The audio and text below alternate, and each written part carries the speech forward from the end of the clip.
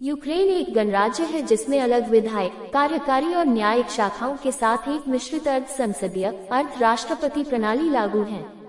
Soviet संघ के विघटन के बाद यूक्रेन को अपने विरासत में 780,000 सैन्य बल के साथ दुनिया में तीसरी सबसे बड़ी परमाणु हथियार शस्त्रागार मिला है।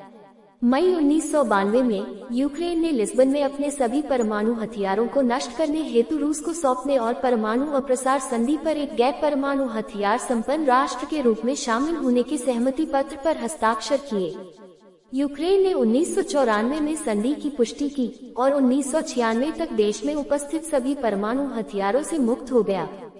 52 यूक्रेन वर्तमान में अनिवार्य भारतीय आधारित सैन्य को एक पेशेवर स्वयंसेवक सेना में के रूप में परिवर्तित करने के लिए योजना बना रही है। 53 यूक्रेन शांति अभियानों में एक बड़ी भूमिका निभा रहा है। यूक्रेनी सैनिक यूक्रेनी पोलिश बटालियन के रूप में कोसोवो में तैनात किए गए हैं। 54 एक यूक्रेनी सैनिक टुकड़ी को लेबनान में अनिवार्य संघर्ष विराम समझौते को लागू करने के लिए संयुक्त राष्ट्र अंतरिम सेना की भूमिका के रूप में तैनात किया गया था। 2003-05 में यूक्रेनी की सैनिक इकाई को पोलिश नियंत्रण में इराक में बहुराष्ट्रीय बल के रूप में तैनात किया गया था। अपनी स्वतंत्रता के बाद से ही यूक्रेन अपने आप को एक तटस्थ राष्ट्र घोषित करता रहा है। 1994 तक देश की रूस, नाटो और अन्य CIS देशों के साथ सीमित सैन्य साझेदारी है। 2000 के दशक में यूक्रेन सरकार का नाटो की ओर झुकाव बढ़ गया और 2002 में आपस में प्रगाढ़ सहयोग स्थापित करने हेतु नाटो यूक्रेन कार्य योजना पर हस्ताक्षर किए गए। अभी तक रूस के दबाव के कारण यूक्रेन के नाटो में जुड़ने के आसार कम ही दिखाई देते रहे हैं। हालांकि 2008 बुखारेस्ट शिखर सम्मेलन के दौरान नाटो ने घोषणा की कि यूक्रेन जब परिग्रहण के लिए सभी मानदंडों को पूरा कर लेगा, वह अंततः नाटो का सदस्य बन जाएगा। यूक्रेन इंटरनेट के क्षेत्र में बड़ी तेजी से बढ़ रहा है, जो कि 2007-08 के वित्तीय संकट से अप्रभावित रहा है। जून 2014 तक वहां 18.2 करोड़ डेस्कटॉप इंटरनेट उपयोगकर्ताओं थे, जो कि कुल वयस्क आबादी का 56% है। इस क्षेत्र का केंद्र बिंदु 25 से 34 वर्षीय आयु वर्ग की ओर है, जो कि जनसंख्या का 29% प्रतिनिधित्व करता है। 56 दुनिया के सबसे तेजी से इंटरनेट का उपयोग करने वाले शीर्ष 10 देशों के बीच यूक्रेन 8वें स्थान पर है। यूक्रेन रूढ़िवादी ईसाई धर्म को कि देश में प्रमुख धर्म है से बहुत प्रभावित है। यूक्रेन की संस्कृति अपने पूर्वी और पश्चिमी पड़ोसी देशों से भी बहुत प्रभावित है। इसका उदाहरण वहाँ की स्थापत्य कला, संगीत और कला में देखने को मिल सकता है।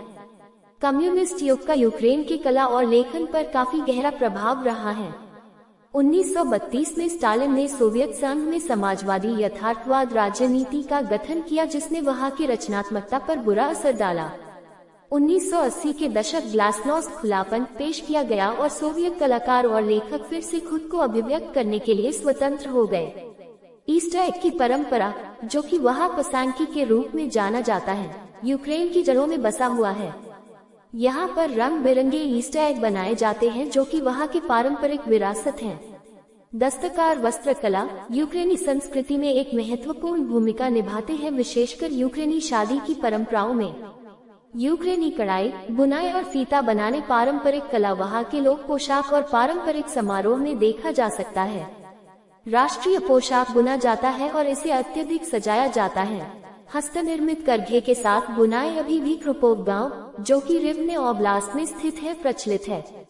ये गांव राष्ट्रीय शिल्प निर्माण के 2 मशहूर हस्तियों का जन्म स्थान है, नीना माहिलिवना और उलियाना पेट्रिवना, जिनकी पहचान अंतर्राष्ट्रीय स्तर पर है। इस पारंपरिक ज्ञान को सहेजने के लिए गांव में एक स्थानीय बुनाई केंद्र, एक संग्रहालय तथा बुनाई स्कूल खोलने की योजना बनाई जा रही है। यूक्रेनी साहित्य का इतिहास 11वीं सदी से है। उस समय के लेखन मुख्य रूप से पूजन पद्धति संबंधी थे तथा पुराने चक स्लावोनिक भाषा में लिखा गया था। साहित्यिक गतिविधि को मंगोल आक्रमण के दौरान अचानक गिरावट का सामना करना पड़ा। यूक्रेनी साहित्य फिर से 14वीं सदी में विकसित होना शुरू किया और 16वीं सदी छाप की शुरुआत के बाद कोसाक युग की शुरुआत के साथ में काफी फला फूला वहाँ की कला में रूसी और पोलिश कलाओं का प्रभुत्व दिखा। यह उन्नति 17वीं और 18वीं शताब्दी में वापस स्थगित हो गए।